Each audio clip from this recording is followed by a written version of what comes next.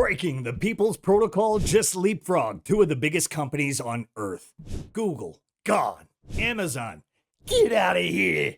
Bitcoin is now the fifth most valuable asset on the planet. And here's the wild part. It doesn't even have a CEO. It doesn't have a marketing team.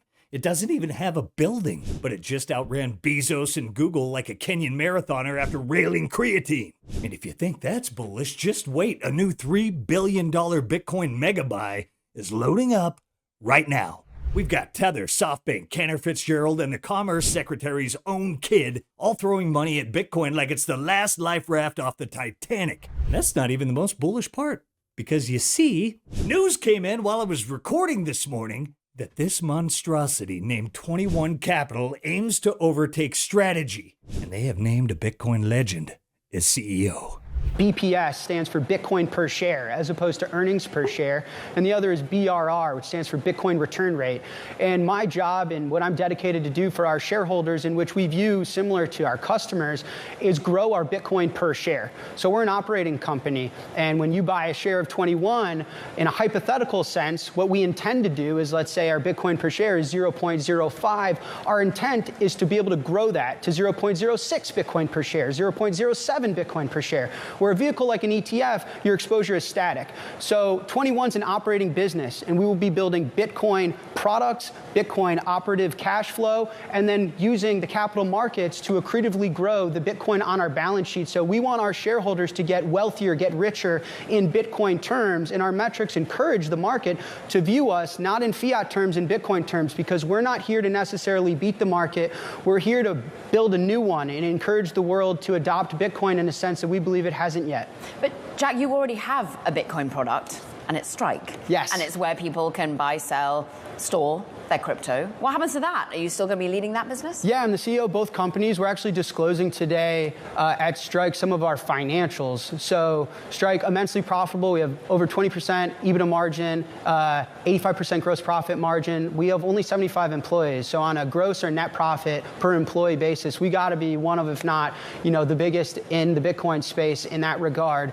And so it's an incredibly strong business. It's doing well. I'm so proud of the employees and our investors and thankful for our customers. And, Caroline, you can just do things. And I'm going to lead both businesses. I truly believe my purpose on this planet is to try and help Bitcoin have a chance to change the world in what I believe is the right direction. And I think Strike and 21 both independently work towards that.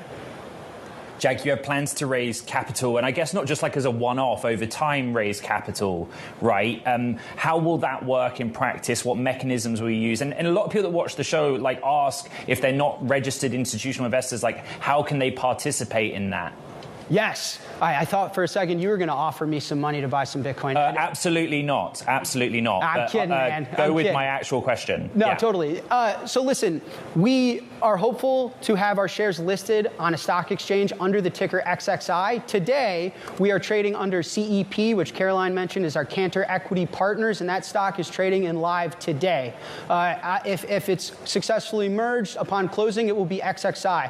We do intend to raise as much capital as we possibly can to acquire Bitcoin. Again, my one rule to my shareholders is it will be accretive. Our Bitcoin per share will grow. We will never have Bitcoin per share negative. At least that's our intent. Our intent is to make sure that when you're a shareholder of 21, that you're getting wealthier in Bitcoin terms. And that's my job as a CEO to deliver that. So we plan on raising capital in all different type of sectors and markets and really blending Bitcoin and incorporating it in the traditional financial system to deliver a powerful equity to the public markets for Bitcoiners. Is that the selling point versus ETFs? Because you came up with this idea over the course of years. And since that time, there's not just been Strategy that you can invest in or block, but you can get spot Bitcoin ETFs. Yeah. What's the upside? And in fact, a viewer from Bloomberg's asking, how can you have more BIPs than an ETF? Right, okay. So I gotta be clear, I'm not preaching a future that I can promise. This is hypothetical and this is our intent. Somewhere my lawyers are like, that's our guy, right? But our intent, Caroline, is that when you buy a share of 21, and let's say that's 0.005 Bitcoin per share, we go out and we intend to close deals, build products, add Bitcoin to our treasury to where in which you get a press release and you say, wow, 21's Bitcoin per share grew from 0.05 to 0.06. I just got more Bitcoin exposure. I got wealthier in Bitcoin terms just by being a shareholder of this company.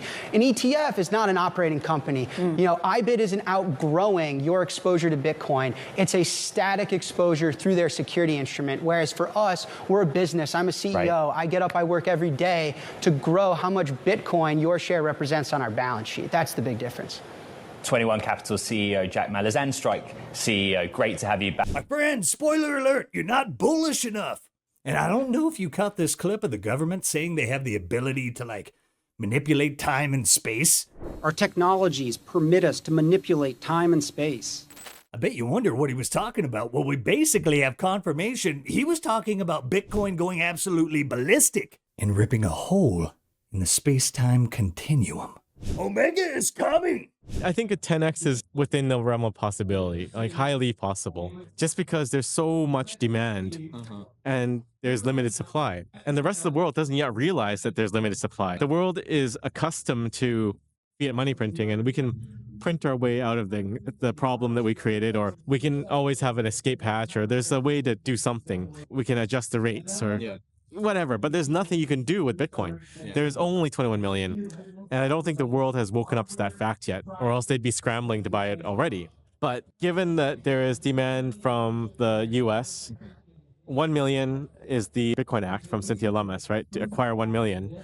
And then there's a proposal put forth to acquire about 2 million Bitcoin in the form of a Bitcoin bond or Bit bonds. So that's like 3 million of demand. So where's that going to come from? And Saylor has 500,000 now. The ETFs are still accumulating. And now GameStop is coming into the mix with $4.6 billion of cash. And there's other players with a ton of cash, like Berkshire, Apple. So what's going to happen? Number go up. Probably. And Arthur Hayes believes Shadow QE just on its own will drive Bitcoin to 200K. Yeah, it's that kind of show today. Welcome back. I'm Rustin, and Bitcoin's run to number 1 starts now. Sunday!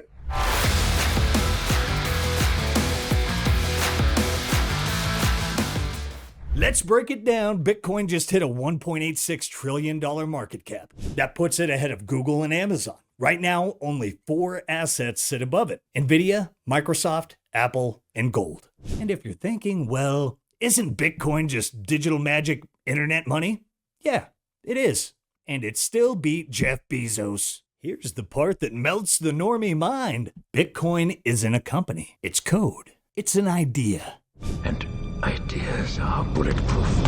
GFY, Mr. Creedy. And this right here. This apparently is MicroStrategy with a steroid IV and an unlimited credit line. It's called 21 Capital, and it's about to buy more Bitcoin than most nations. They've already raised $200 million. Tether is in for $1.5 billion. SoftBank tossed in $900 million. Bitfinex threw down $600 million. They're even selling a convertible bond and equity stake at $85K per Bitcoin. Translation: they're buying the dip like it's Black Friday at Satoshi's Costco. And look at this, Brandon Lutnick, son of U.S. Commerce Secretary Howard Lutnick, is a major player. Yeah, that's right, the U.S. government's inner circle is buying Bitcoin while Elizabeth Warren tells you it's for nerds and drug lords. Who's the conspiracy theorist now? Oh, and we got super bad news for Coinbase. Lutnick is cool and all, but like I said, 21 Capital has named their CEO. And so what Brian Armstrong somehow did, to his own fault, and that's why I'm calling him out, is he tried to replicate the equities market. He found his business advantage as I'm a first mover. I was here first. I have the most licenses. And sure, Jack, you can sell Bitcoin, but I sell Algorand coin and Pink coin and Left Sock coin and barbecue chicken coin. And so you can never compete with me because I've built this regulatory moat and this first mover advantage. And what he's done is he's built a proxy long positions on altcoins, which make no sense, right? And he's replicated the equities market. And he doesn't understand everything that I'm saying. And what I'm doing, obviously, I'm building a great experience. Obviously, I think the best financial experience, you should be able to acquire Bitcoin in many ways for as cheap as possible. But more so what I'm doing by expediting this race to the bottom to zero. Maybe Brian Armstrong thought he had 3 to 5 years to figure this out. Well, guess what, dude? You got 3 to 5 weeks and you're fucked. And it's like the Big Short. I'm calling you out. So now I'm building a leverage long position on Bitcoin being the true innovation in cryptocurrency, that digital scarcity does have value. and that altcoins are implied unintended inflation to the asset class. And that if you have 1 million monetary networks that aren't interoperable with each other, all you've done is recreate an inefficient monetary network system that we already have today, and it doesn't develop any innovation. I'm making a bet that Bitcoin and Lightning are the innovation, and they are going to last. Altcoins are going to die, and that my business model of using an efficient, better monetary network and using buying Bitcoin for free as an acquisition is going to margin call you.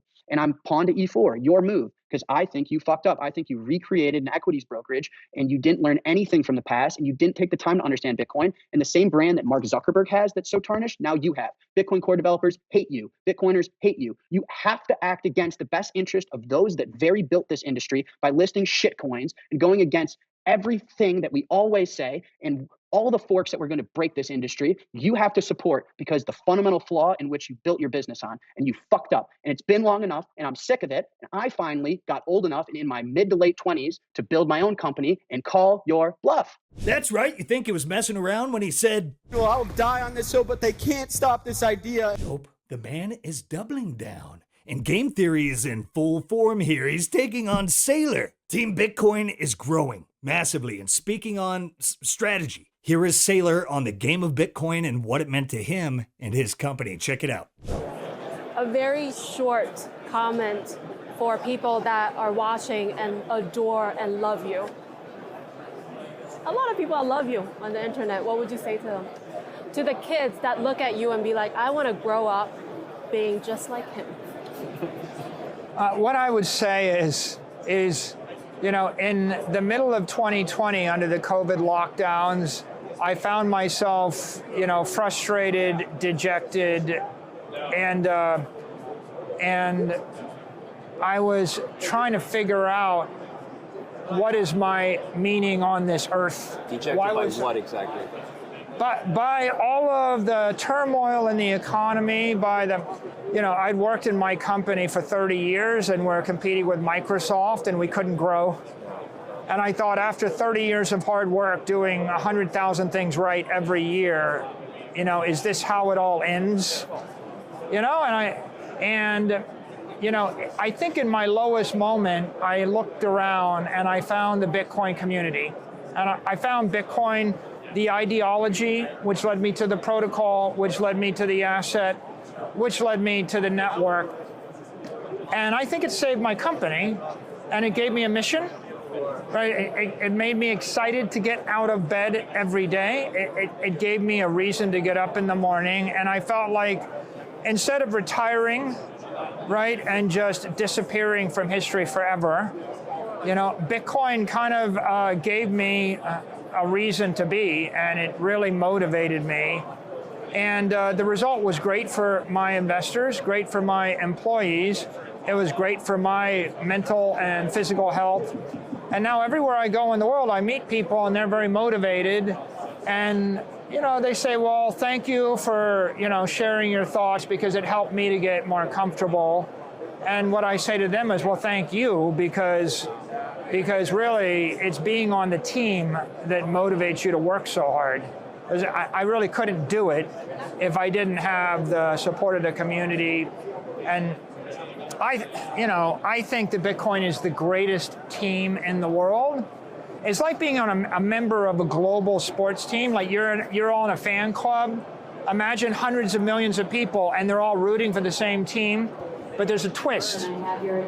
There's hundreds of millions of people that are fans, but we're all players. Every single person on this team is on the field playing every day. I'm playing my position, but you know, the crew mechanic in Italy on the flight line is also playing, you know, and the guy on the beach in Brazil is also playing, and people here at this conference are playing. So this is a team where everybody's a fan, but everybody's a player. Everybody's got skin in the game. When we're losing, we're all getting bruised, you know, we're all getting beat up together, and it's like all of us are feeling the pain. And when we're winning, everybody's winning together. And I think that that is such a beautiful thing for the world, that you get to join a team, play a game together where the rules are all rigged in your favor. And as I said before, it's the only game in the casino we can all win. So I feel great attracting people to join the team. I like being on the team. I like playing the game. And thank you for your support. We love having you on the team. Michael, it was amazing being able to speak with you in person. Great honor. Thank you for joining us. Thank you. Thank you. Oh, look at this beautiful chart. Bitcoin is moonwalking away from the NASDAQ like MJ in '88. Bitcoin is busting out of the correlation cage and screaming, I'm the new safe haven now.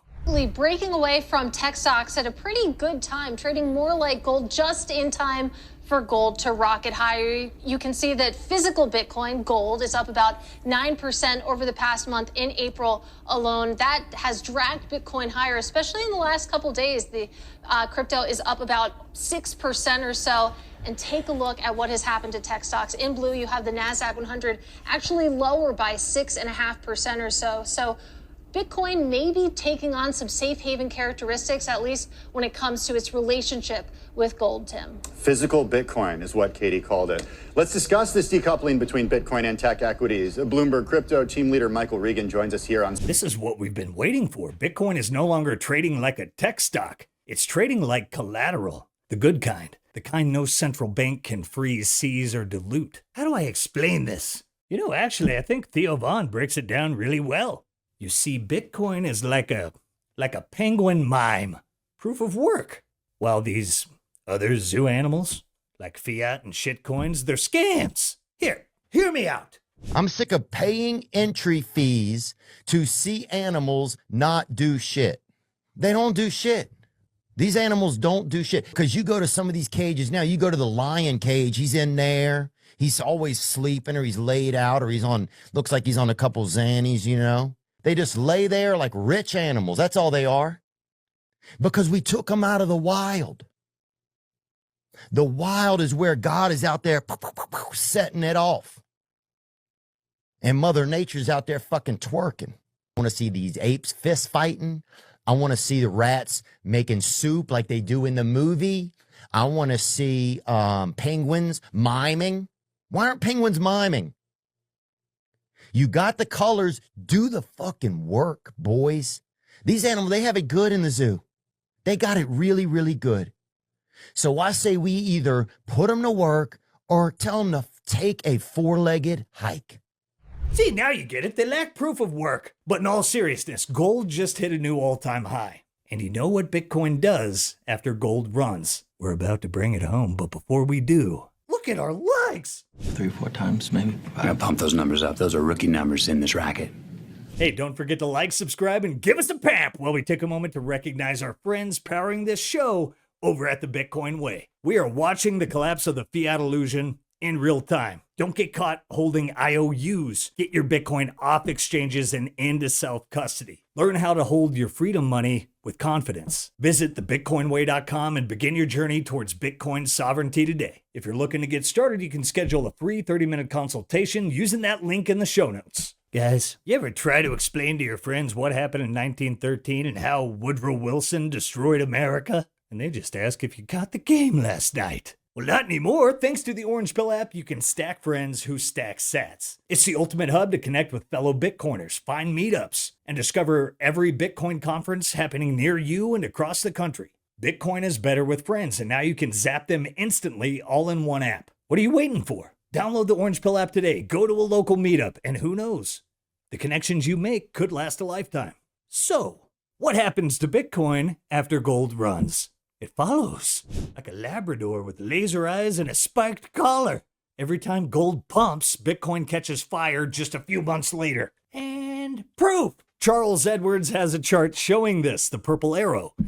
That's the biggest arrow on the chart. Why? Because this time gold's move was historic. And Bitcoin hasn't even started playing catch-up yet. TLDR. Strap in! And even Arthur Hayes is calling for 200K Bitcoin. Why? Because the Treasury and Fed are quietly juicing liquidity like it's 2020 all over again. They're issuing short-term debt, draining the Fed's reverse repo. And Powell slowed QT. This is stealth QE. Bitcoin smells blood.